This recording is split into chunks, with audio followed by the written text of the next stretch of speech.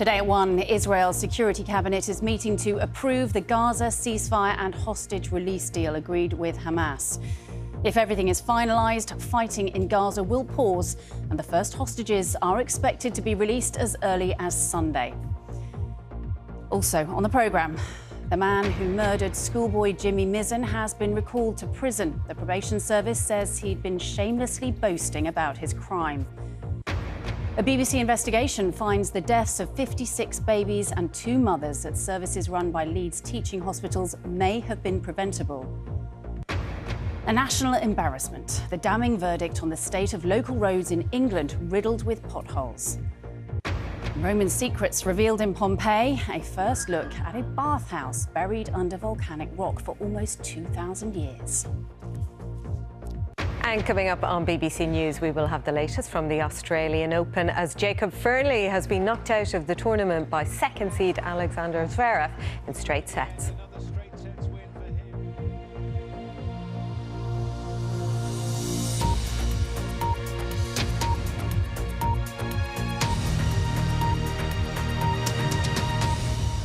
Good afternoon and welcome to the programme. The Israeli government is expected to approve a ceasefire and hostage release deal after negotiators from Israel and Hamas both signed an agreement earlier today.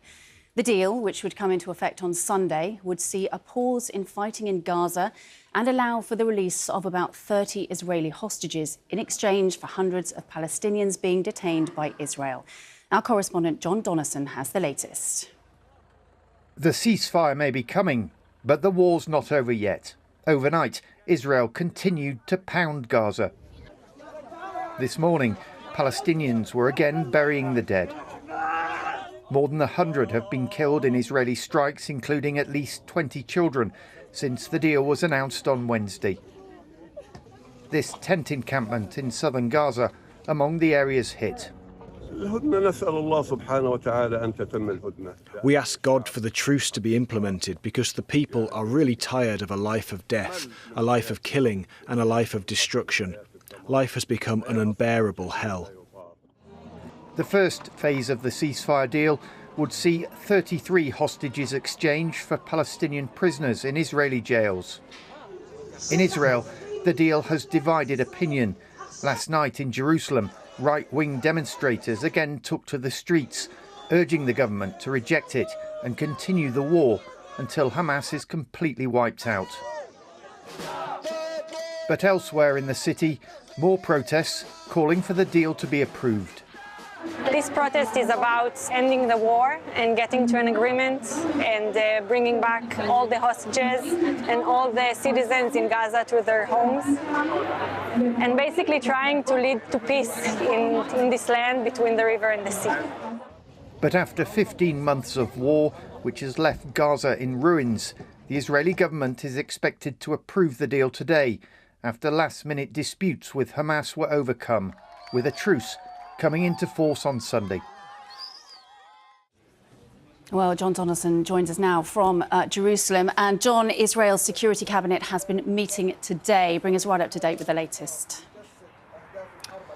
Yeah, we've just heard actually in the last couple of minutes that the Security Cabinet has approved this deal. It now has to go to the full Israeli government for approval, and that meeting is due to start in just under half an hour's time. So we are expecting this deal to be approved today, and then the ceasefire, we think, at least it's being reported in Israeli media here, is going to start at 4 o'clock on Sunday, and that's when we will see the first Israeli hostages released. We think there will be 3 freed initially in exchange for Palestinian prisoners released from Israeli jail, and Israel will then begin to pull back its forces from some of the more built-up areas in Gaza.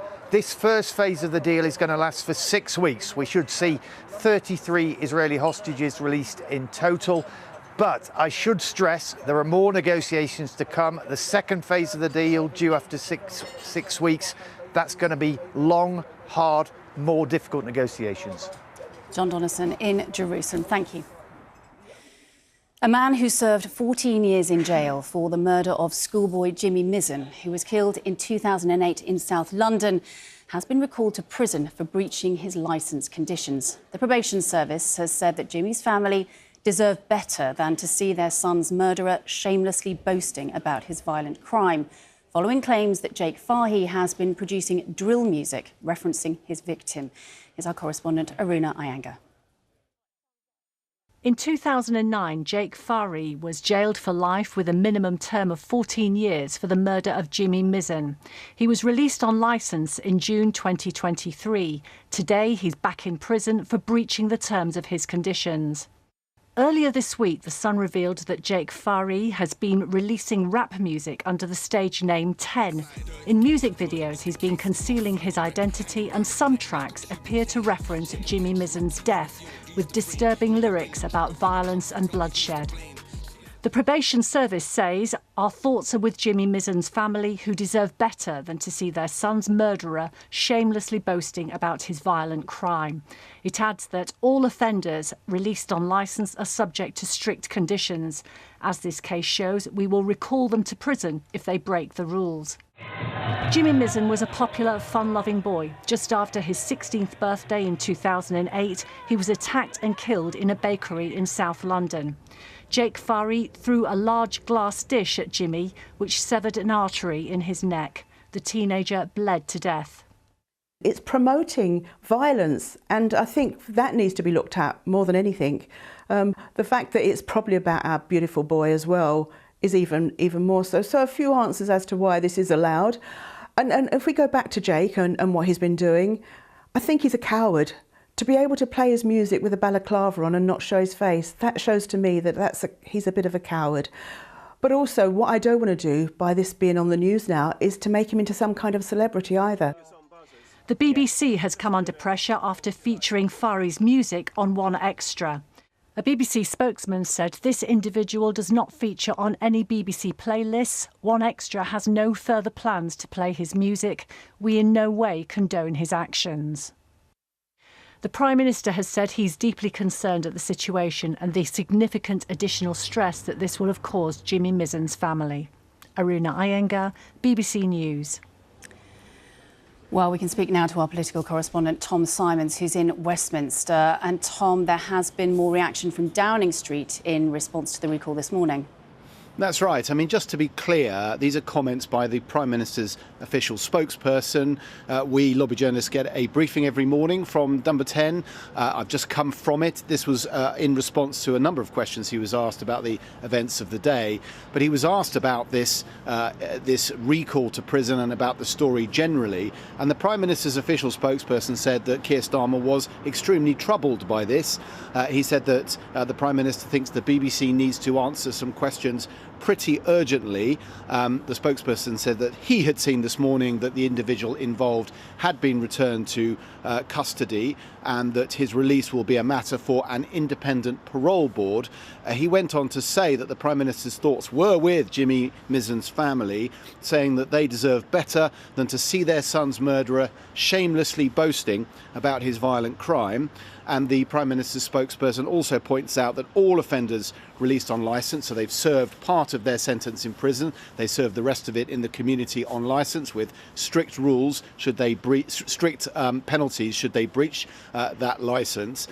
The spokesperson said, as this case shows, we will recall them to prison if they break the rules. Tom Simons in Westminster, thank you. The deaths of at least 56 babies and 2 mothers at an NHS trust over the past 5 years may have been preventable, a BBC investigation has found. Maternity services run by the Leeds Teaching Hospitals NHS Trust are rated good by England's healthcare regulator. But 2 whistleblowers say they believe they're unsafe. The trust said the vast majority of births were safe and mother and baby deaths were very rare. Divya Talwar reports. My world just exploded in that moment. I wasn't listened to. I nearly died. So this was the blanket she was in. We're probably never going to wash it.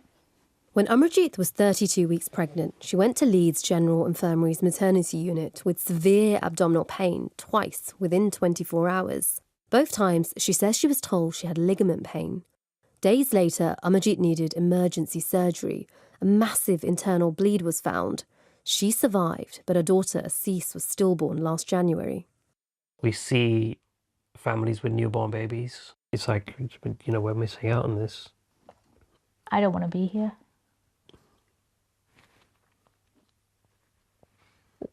And I say it to him a lot. Yeah. Because, and my own whole family said, it'd be painful for us not to have you. But for me, it's like more painful not to be with her. Amarjeet believes she was treated differently because of her ethnicity. There was a white woman, and I heard the midwife say, well, you're not in active labour, but you're in pain, but you can stay as long as you want.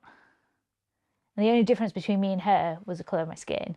A trust review of Amarjeet's care identified issues which may have made a difference to the outcome for mum and baby. We've spoken to almost 20 families who say they received inadequate maternity care at Leeds between 2019 and 2024. Data we obtained from the Trust through a Freedom of Information inquiry shows 56 potentially preventable deaths of babies and 2 mothers between 2019 to mid-2024 at Leeds. The Trust told us it cares for the most poorly babies as a specialist centre. It said the vast majority of births are safe and potentially avoidable deaths are very small. The CQC rates Leeds maternity services as good, but a clinical staff member working there says they're unsafe. This former maternity support worker who did shifts there in 2023 agrees. Maternity services at Leeds, I think, are truly disgusting. How chaotic it is, the lack of listening to patients. That's when disasters happen. Fiona and Dan don't think any future CQC investigation into Leeds could be independent with Sir Julian Hartley as its chief executive. He was previously chief executive of Leeds for 10 years, and in his post when their daughter Aliona died after gross care failings. There's a huge conflict of interest. If the CQC was to say, no, that's not going to be the case, we're going to be fair and transparent and accountable about this, you wouldn't have anyone believe it. The CQC told us it had policies to manage conflict of interest and that Leeds maternity services were inspected last month in response to concerns raised by families. Leeds told us it apologises to these families and says it's committed to providing safe care. This group want an independent review of Leeds maternity services, so lessons are learnt. Divya Tawa, BBC News. The former cricketer turned politician Imran Khan has been sentenced to 14 years in prison by a court in Pakistan. Mr. Khan and his wife Bushra Bibi, who was also sentenced to 7 years, are said to have accepted millions of dollars and large amounts of land in bribes. He's been in jail since August 2023 and has called all the charges against him politically motivated. Prosecutors in South Korea are asking a court for more time to question the suspended president, Yoon Suk-yeol. He was arrested on Wednesday for his failed attempt to impose martial law last month, but investigators had only 48 hours to detain him. A new official portrait of Donald Trump has been released just 3 days before he's sworn in as the next US president. Some people have said the portrait is similar to a court mugshot taken in 2023 when he was charged with attempting to overturn his 2020 election loss. The Culture Secretary has ruled out using general taxation as a replacement for the BBC licence fee. The government has already committed to an increase in line with inflation each year until 2027. But Lisa Nandy said a range of long-term funding alternatives are being considered. Well, our culture and media editor, Katie Razzle, joins us now. Katie, so just take us through, what are the options on the table? Well, anyone who pays it, and many people who don't, will know the BBC is funded in the main by the licence fee, and from April it is going up to £174.50 a year. Today, Lisa Nandy said the system is broken. It doesn't bring enough funds for the BBC. She also says the flat fee is regressive, and she said that too many women are being prosecuted for being unable to pay it. So, as you say, what are the options? She says she wants to future-proof the BBC, not just for the next 5 to 10 years, but for the long term. Have a listen to what Lisa Nandy, the Culture Secretary, told BBC Breakfast this morning.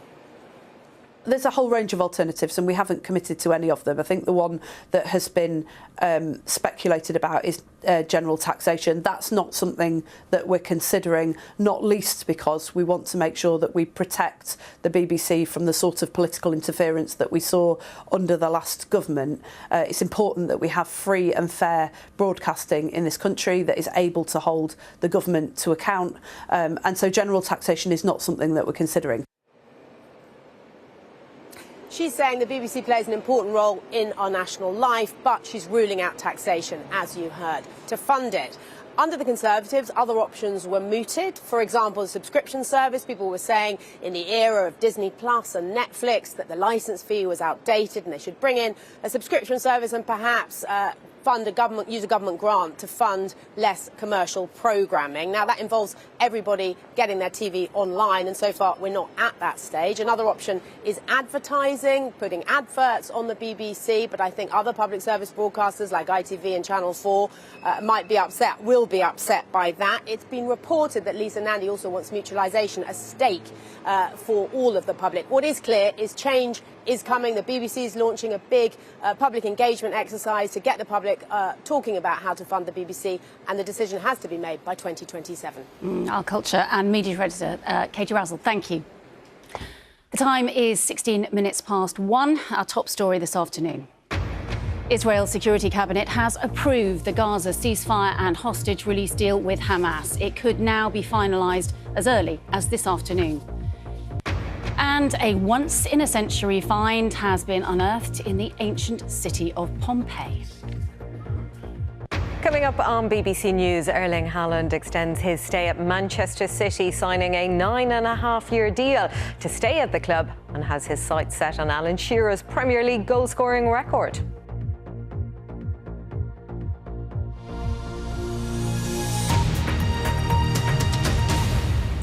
An inquiry has found that the deaths of 2 people at a young offenders institution in Falkirk could have been avoided if not for a catalogue of failures in the system. Katie Allen, who was 21, and 16-year-old William Brown took their own lives at Polmont Young Offenders Institution in 2018. Our Scotland correspondent Katrina Renton reports. We just call it Katie's Beach. It's as simple as that, Katrina. It was on this beach in the Highlands where Linda Allen scattered her daughter Katie's ashes, a place where the family spent so many happy times together.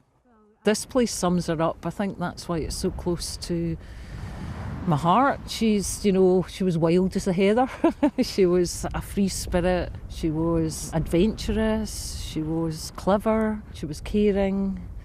And she made a mistake.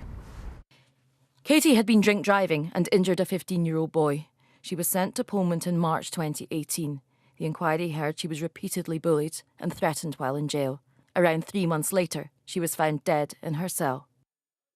16-year-old William Brown was sent to Polmont after carrying a knife into a police station. He was meant to be sent to secure children's accommodation. There were no spaces. The prison was told of his history of trying to take his own life. William was dead within 3 days. We phoned. Everybody seen his mindset. Everybody that knew him and worked with him knew what he was going to do. And SPS and Polmont staff didn't adhere to that. They didn't listen.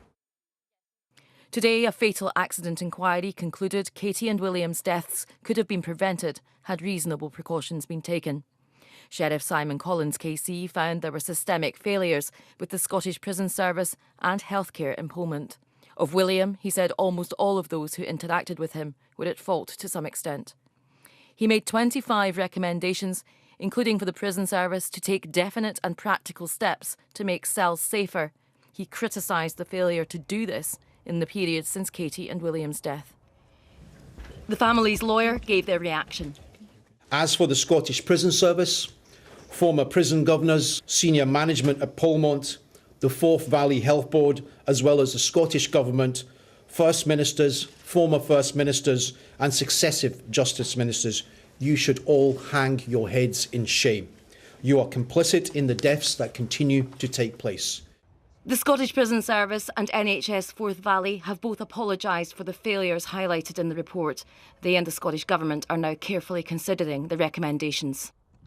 For Linda, nothing can bring her daughter back. So the stages of grief will go on for the rest of our lives. She hopes Katie and William's legacies will be that nothing like this can ever happen again. Katrina Renton, BBC News. England's local roads have been branded a national embarrassment by the head of an influential select committee. Conservative MP Sir Geoffrey Clifton-Brown, who chairs the Public Accounts Committee, has warned that road users are being put at risk by highways riddled with potholes. Here's Charlotte Gallagher. They're despised by drivers and a danger to cyclists and pedestrians. But potholes continue to plague our roads. A damning report says highways in England are a national embarrassment that are putting people at risk. It says the Department for Transport hasn't taken responsibility for its role in how roads have deteriorated. Fiona Jack is one driver who's become used to a bumpy ride. The whole road down here is horrific. She even burst her tyre on one of them. That one there was the one that did my car.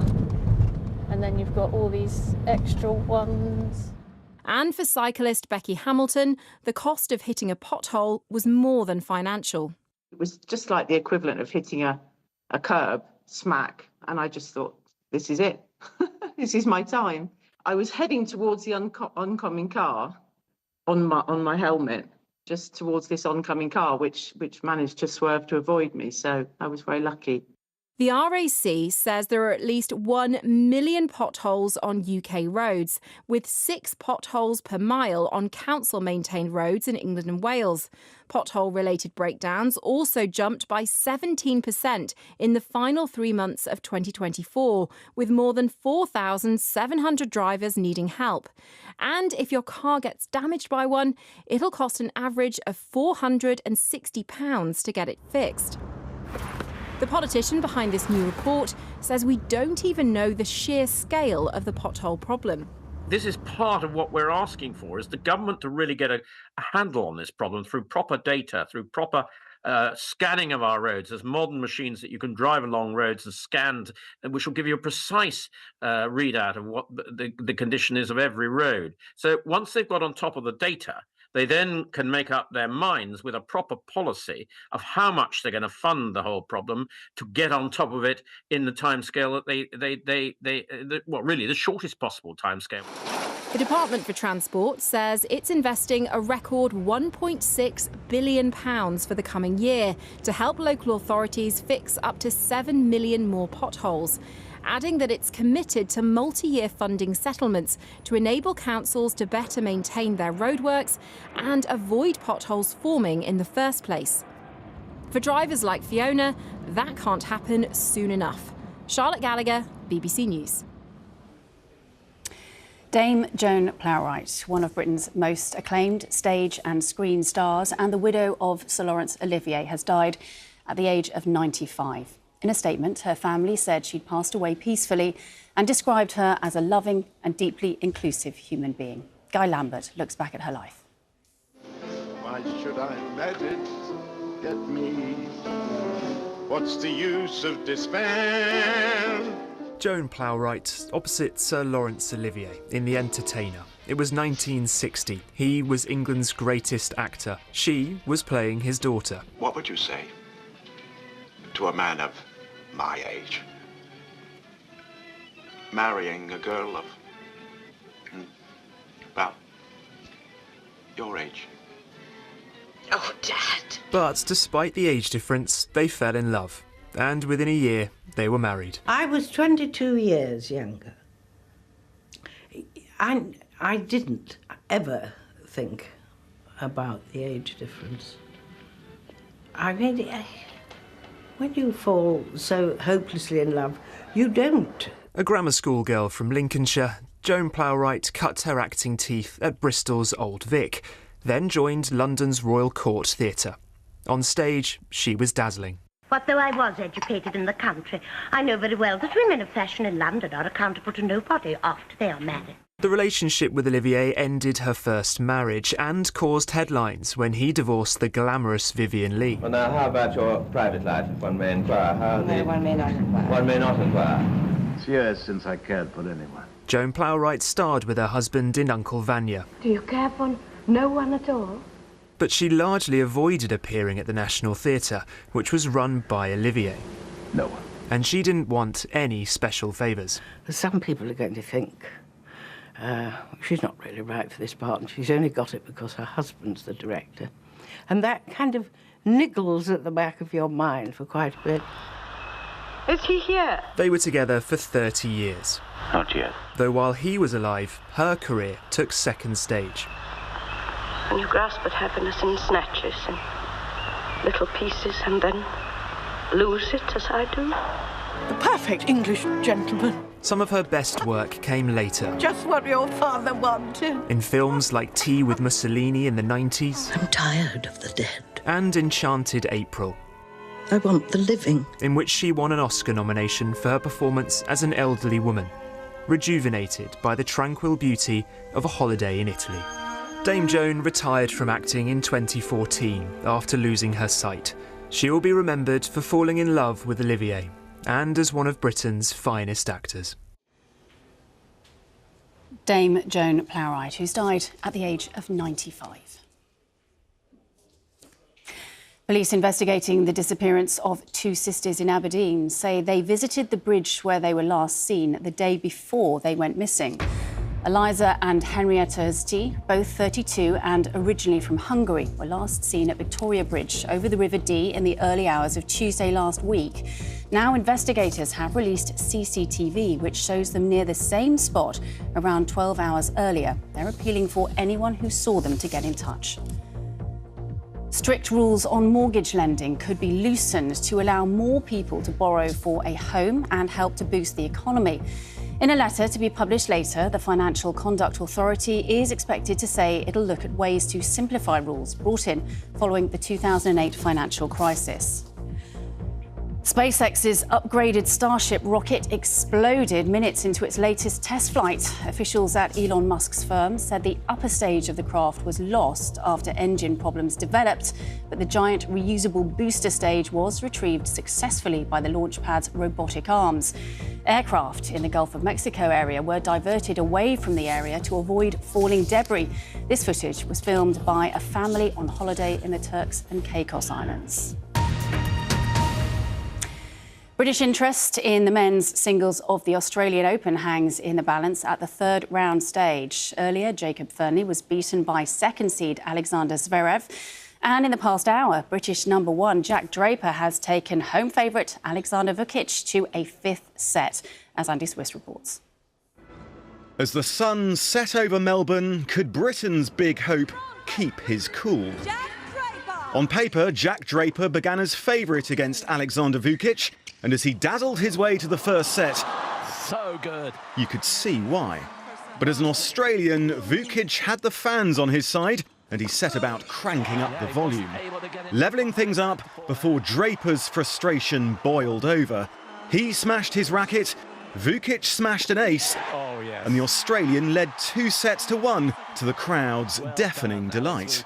Could Draper recover? Well, the fourth set proved some thriller. It all came down to a tiebreak, but Draper eventually seized it to set up a fifth set decider in another marathon match.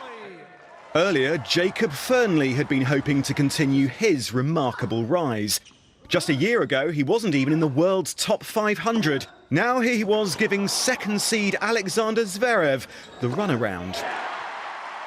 After losing the first set, the Scot showed his class, and his fans were starting to believe. But Zverev isn't one of the world's best for nothing.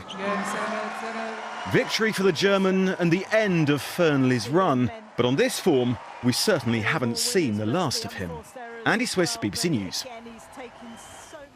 A reminder of our top headline this afternoon. Israel's security cabinet has approved the Gaza ceasefire and hostage release deal with Hamas. It could now be finalised as early as this afternoon.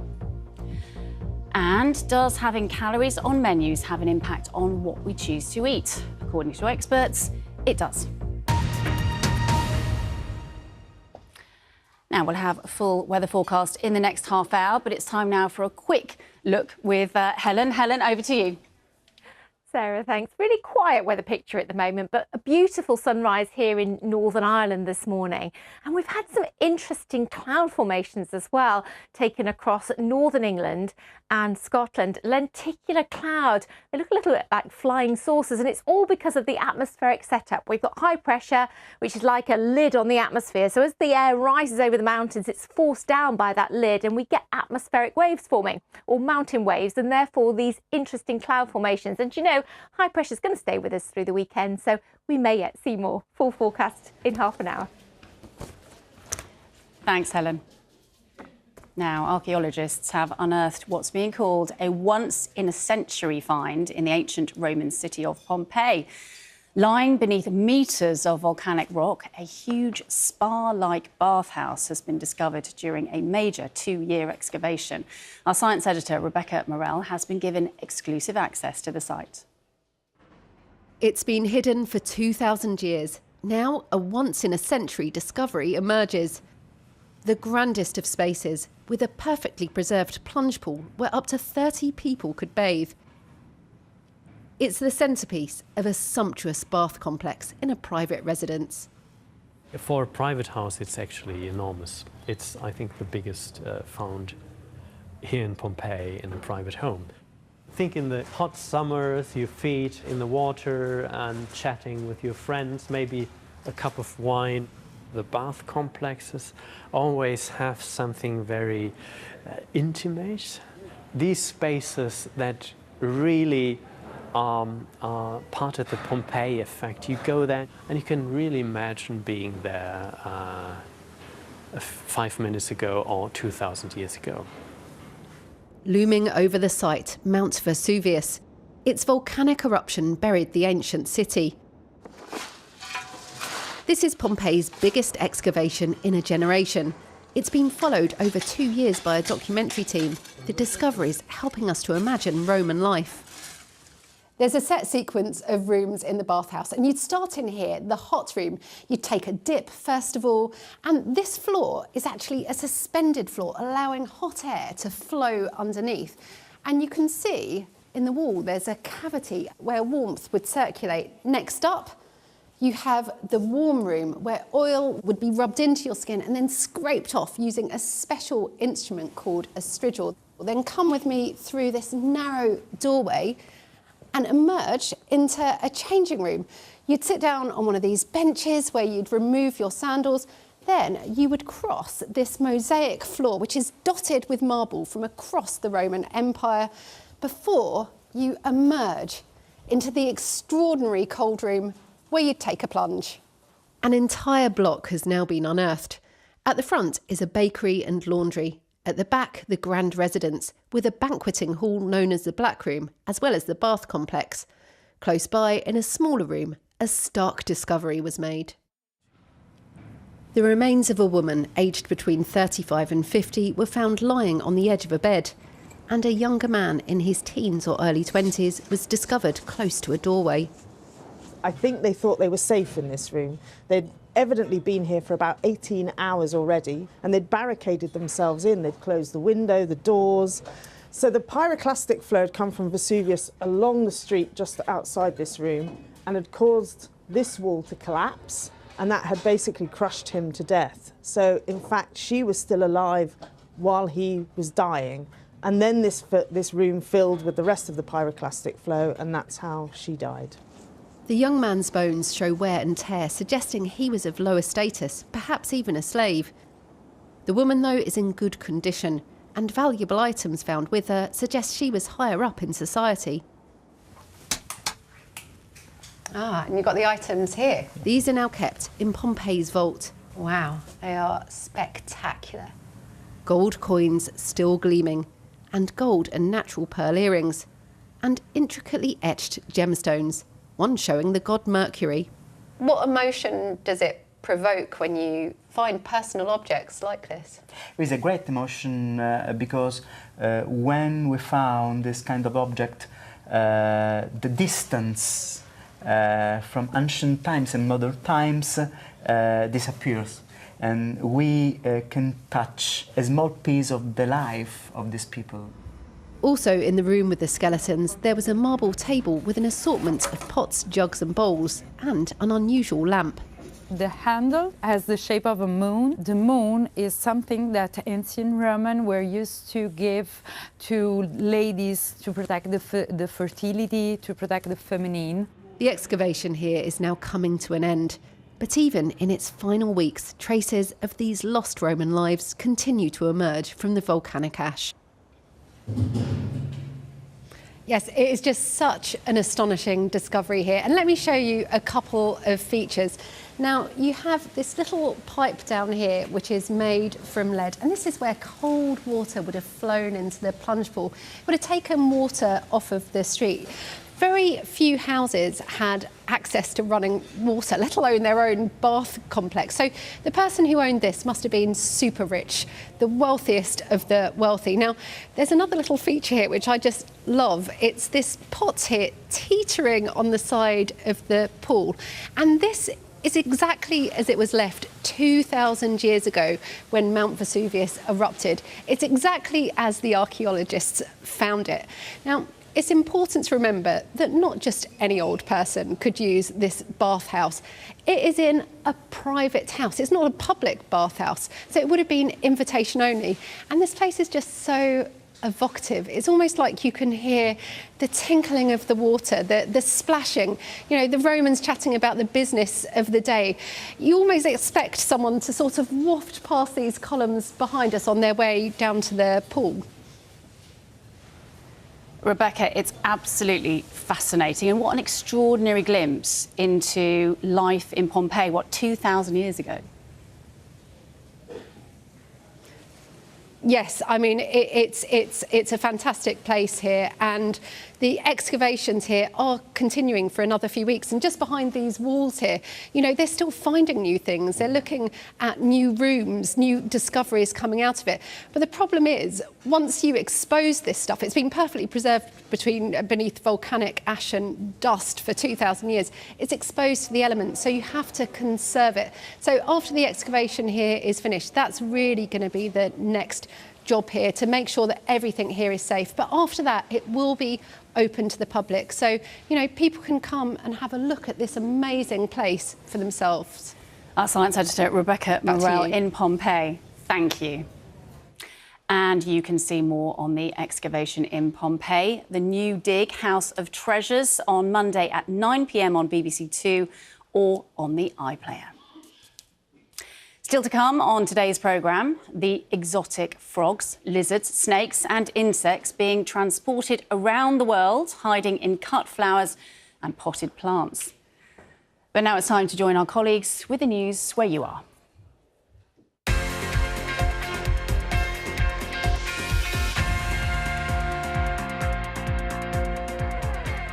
Hello and welcome along to Sports Day. I'm Sarah Mulcairns. Coming up on the programme, as Jacob Fernley's run comes to an end at the Australian Open, we will have the latest on more British interest with Jack Draper in action right now.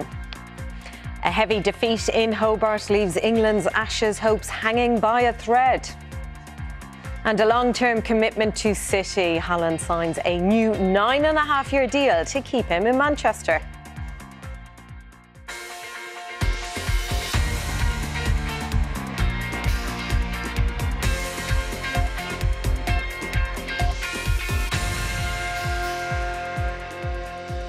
You're very welcome along to the programme. Well, the action is going late into the night at the Australian Open in Melbourne, with Jack Draper involved in another 5-setter. The British #1 is taking on Australian Alexander Vukic in the third round. Draper took the first set comfortably, 6-4, but then Vukic bounced back. He took the next 2 sets before pushing the fourth all the way to a tie-break, which Draper was able to win to force the deciding set. They're right at the end of that 6-5 there. You can follow it live on the BBC Sport website. But earlier, Jacob Fernley is out. He was beaten by the second seed Alexander Zverev in straight sets this morning in what was his first overseas Grand Slam event. Zverev is aiming to win his first Grand Slam title. Well, depending on how that match goes between Jack Draper and Alexander Vukic, the winner will take on Spaniard Carlos Alcaraz next, who says he will get a kangaroo tattoo if he wins this year's tournament, adding to his Grand Slam winning tradition. And with that and more, he's a reporter, Alex Fletcher. A man on a mission in Melbourne, Carlos Alcaraz back on the hunt for a career Grand Slam, and the early signs were positive. Despite his opponent hitting back, that only served as motivation for the Spaniard, who went on to take the fourth set 6-2, sealing his place in the last 16. Plenty to love about his third round performance. Here to see a 10-time champion, the crowd firmly on the side of Novak Djokovic, and after racing through the first, he served out the second set to seize control against Thomas Makac. And there was still time to finish with a flourish.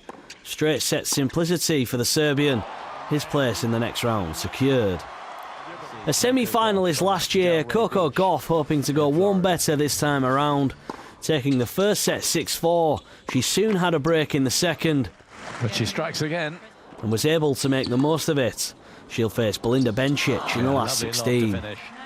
Also through is the defending champion, Aryna Sabalenka, getting the better of Clara Towson on a good day for the favourites in Melbourne. Alex Fletcher, BBC News. Moving on to cricket now, and England captain Heather Knight insists her side are still alive in the women's Ashes despite an ODI whitewash that leaves them on the brink of leaving Australia empty-handed. The latest loss, a thumping 86-run defeat in Hobart overnight, leaves England trailing 6-0 in the multi-format series, while Henry Moran and Alex Hartley are in Australia following the series for the BBC. So Australia on the brink of retaining the Ashes, having won each of the 3 one-day internationals to start this multi-format series. If England were poor in the first couple of matches, they were blown away by the brilliance of Australia in this third game here in Hobart. Ash Gardner's first ODI and indeed international 100, enough to set a target north of 300. England couldn't chase it down. World Cup winner Alex Hartley, Australia were brilliant. They were absolutely outstanding today, just showing why they are the world's best. I mean, England had a sniff, they had them 4 down early, but there was a partnership between Beth Mooney and Ash Gardner that set Australia up perfectly to accelerate the back end of the innings. And in the first 2 ODIs, the teams, for me, although the victories were massive for Australia, the teams were a lot closer than it felt. Today, Australia were just world class. I almost feel like, though the margin of victory was huge, England didn't do too much wrong. No, it's one of those where England actually kept themselves in the game for as long as possible. And then there was an unbelievable catch from Phoebe Litchfield to dismiss Danny Wyatt, and that changed the game. And you often say in white ball cricket that moments of brilliance do change the game. And it did. And it's one of those where you look at the scorecard and it's a massive victory for Australia, and they are on the brink of retaining the Ashes yet again. But today, Australia were just better than England. Brief word on that catch from Ash Gardner. You spoke about Phoebe Litchfield's catch. Ash Gardner, what a day for her. What a day. I mean, it couldn't have gone better, could it, for Ash Gardner? It was one of those that you see on the boundary edge, you flick it over and you dive full length back in. The best catch in women's cricket I've ever seen, without a doubt. Outstanding. Women's Ashes is now almost Australia's. They need just 2 more points to ensure that they retain the trophy. England need to win everything. Can they do it? Can they do it? I mean, they're going to have to play better. But T20 almost brings that margin closer together, doesn't it? You almost think anything can happen in a T20. So can England win the T20 series 3-0? They're going to have to play exceptionally well. It's not impossible, but you do feel like it's Australia's to win now. Yeah, Australia look like they're set fair to win this Women's Ashes series. They were brilliant today here in a blustery Hobart. Ash Gardner's day. England will have to head to Sydney for the first T20 international. A little bit tail between the legs, perhaps, knowing that things have to improve if they stand any chance of getting their hands on the trophy. Thanks to Henry and to Alex. Now, Erling Haaland says he's looking forward to spending even more time at Manchester City. This after agreeing to a 9.5-year contract extension at the club. His new deal will run out in 2034, by which time he will be 34. And it is the longest in Premier League history, surpassing Cole Palmer's deal with Chelsea. The striker's previous deal, which reportedly included a release clause, had been due to expire in 2027. Those clauses have been removed from this contract. And here is his manager, Pep Guardiola. It's an exceptional news for all of us, for the club. So when one player decides to to sign this type of contract never had done before is because he want to show how desperate want to be here. Otherwise, all the agents and players always say, nah, sign 1 or 2 or 3 year contract and next one. Because 10 years, many things can happen. And that means a proof of confidence and trust for that club. Well, Haaland will now have his eyes set on breaking Alan Shearer's Premier League goal-scoring record of 260. Haaland has 79 goals in his 87 games, and the man with the record currently was asked if he's confident of holding on to that accolade. Not very, no.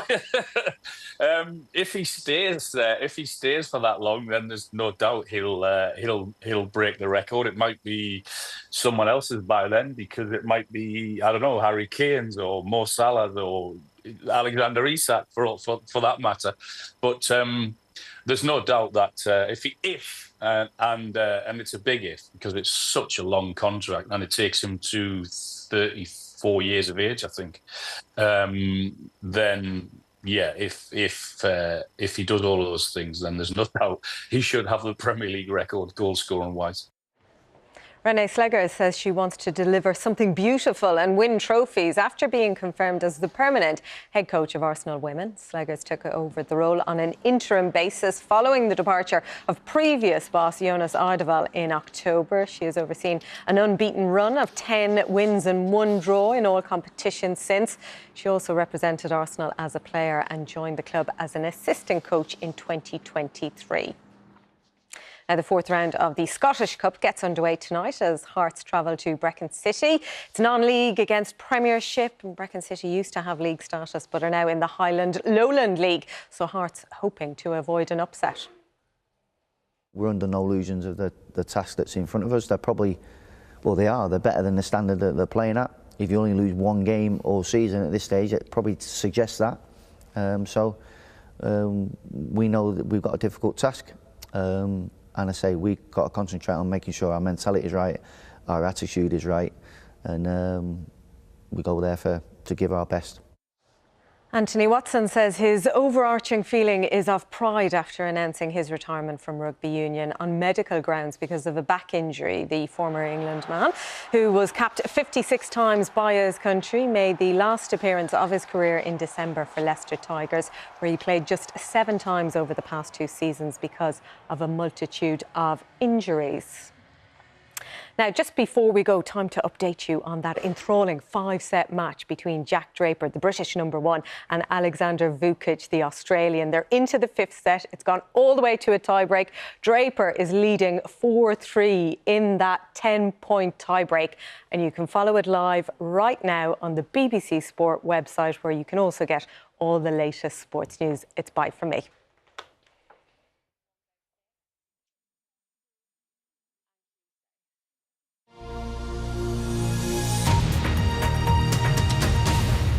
Welcome back to the programme. A Russian court has jailed 3 lawyers who represented the country's late opposition leader, Alexei Navalny, ruling that the 3 men belonged to an extremist group in what's being seen as a politically motivated trial. Our Russia editor, Steve Rosenberg, reports. This is not what you expect to see in a courtroom. In the dock, 3 lawyers, Alexei Liptsa and Vadim Kobzov and Igor Sergunin. Once lawyers of the late opposition leader Alexei Navalny, now they were on trial.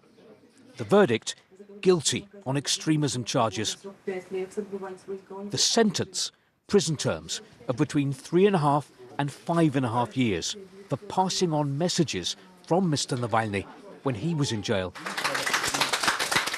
Their supporters dismissed the trial as politically motivated. Thank you for being here, they say. The lawyer who's been defending the lawyers, Andrei Orlov, tells me it's an unprecedented case that will have consequences for their profession. It's nearly a year since Alexei Navalny died in a remote penal colony. He was the Kremlin's fiercest critic. Even after his death, the authorities have continued to label him an extremist and to put pressure on those it believes have connections with him. Towards the end of this trial, one of the lawyers convicted today, Vadim Kobzev, addressed the judge and summed up in one sentence what has been happening here. We are on trial, he said, for passing on the thoughts of Alexei Navalny. But it's not just Mr. Navalny's lawyers who are being put in the dock. These journalists are on trial too. They've been accused of working with Mr. Navalny's anti-corruption foundation that's been banned by the authorities. They reject the charge of extremism. But for the three lawyers, their trial is over. They've been convicted, sentenced, sent down. Steve Rosenberg, BBC News, in the town of Petushki. Including the amount of calories on labels and menus has a small but potentially meaningful effect on what people choose to eat. A review found that more people are likely to choose a slightly lower calorie option if the numbers are displayed. Here's our health correspondent, Dominic Hughes. Larger restaurant chains have had to print calorie information on menus since 2022. The idea is that it gives customers a better understanding of what they're ordering and could influence their choices towards lower calorie options. But in practice, the experience of people like Millie and Amara has been very different. For years, Millie struggled with an eating disorder, so having calorie content so prominent on menus has been tricky. Looking at food as a metric and nothing else. It's just, again, reinforcing a very black and white way of thinking about food, which for so long I've tried to come out of that and try and see food as way more than a calorie, because essentially calorie counting was what fed my eating disorder from the start. So I just really think it's really detrimental for a lot of the population. But for Amara, it's been a big help as she's tried to lose weight. For me, absolutely. It's meant that my weight loss journey has been sustainable. I can still enjoy all the foods that I like to enjoy, and can still go out with friends and socialize and not sort of have that worry of I'm going to be out of track. And that's not to say that sometimes I will just have a meal and not think about how many calories are in it, but it has definitely helped me on my weight loss journey so far. Now a new study has pulled together the results of research into what impact calorie labelling may be having. In restaurants, supermarkets and other food outlets, calorie labelling led to an average reduction in the calories that people selected and purchased of just under 2%.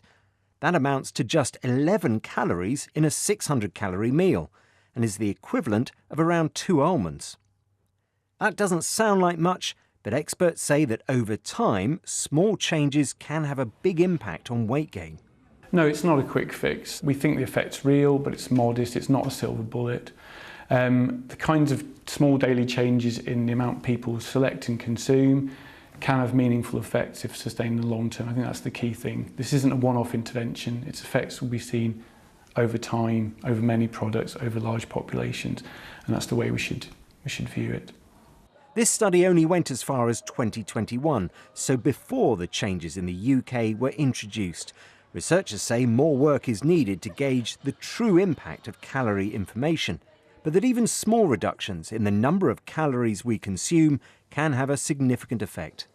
Dominic Hughes, BBC News. Exotic reptiles and insects are being transported across the world hidden inside potted plants. According to scientists, the pests have the potential to damage crops and the natural environment. Here's Megan Owen. As more of us get our fingers green, with the global gardening market blossoming, we might just be getting more than we bargained for. Picture this. You buy a potted plant from a garden centre, only to discover this Italian wool lizard. Or the European tree frog, hidden in a bunch of roses from a florist's down the road. These pests, including snakes, spiders and frogs, are hitching a ride on global shipments of cut flowers and potted plants, with the potential to harm nature, according to scientists. Despite the fact that, everyone actually derives a lot of pleasure from this, we all like seeing beautiful plants and in our homes. However, there are growing and quite significant environmental risks associated with this, including in terms of biosecurity. There's a high chance that actually, due to the sheer volume and the speed of this global trade, we might introduce contaminants. We're not asking for bans or anything like that. We're raising awareness of something that we think actually should be looked at quite critically. The government says it has models in place to protect crops, livestock and food supply chains from pests and disease while minimising disruption to trade. But it's a collective responsibility, according to a man who knows our soils all too well. It's vitally important when people go on holiday that they don't chuck a cutting in their sponge bag. Don't do it. You know, buy your plants in this country from reputable suppliers, plants that have been quarantined for a good year to make sure they're free of pests and diseases. Then you know that not only are you buying something for your garden that won't be infected, but you're not bringing something into this country which hitherto we've managed to keep out. It's important that all of us take care of plant safety, plant biosecurity. A warning to avoid unwelcome stowaways. Their home may be hundreds of miles away, but now it seems they've reached our own back garden. Megan Owen, BBC News.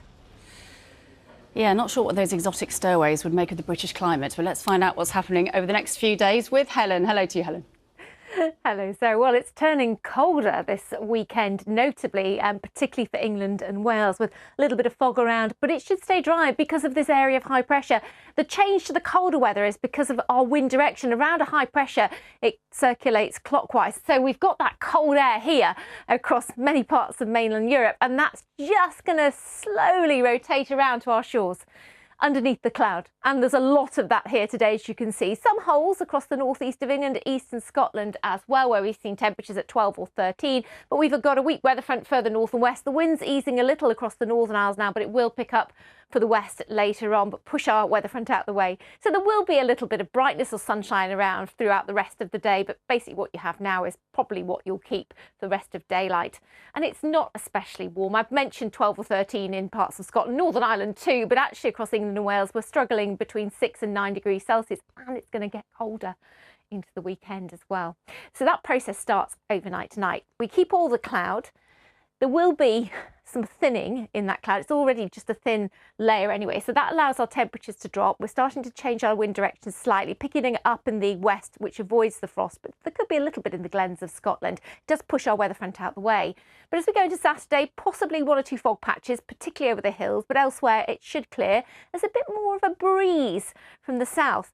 Now that hopefully will break the cloud up a bit more, and we'll see a bit more sunshine again, favour places like northern Scotland, Northern Ireland, across Wales, northern parts of England, but it could thin elsewhere. But look at the temperatures, really disappointing, only 4 and 5. It's really going to feel chilly despite some sunshine around, and those temperatures are below par, below average for this time of year.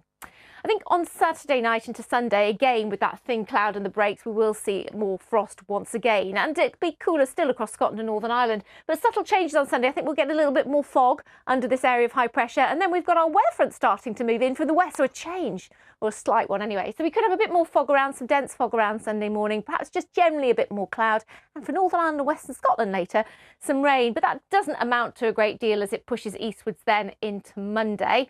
And another cold day as well on Sunday, just 3 or 4 degrees under that cloud, even with a light wind, Sarah. So it's still looking very stable and static this weekend, but next week, more unsettled, potentially wet and windy. OK, thanks, Helen.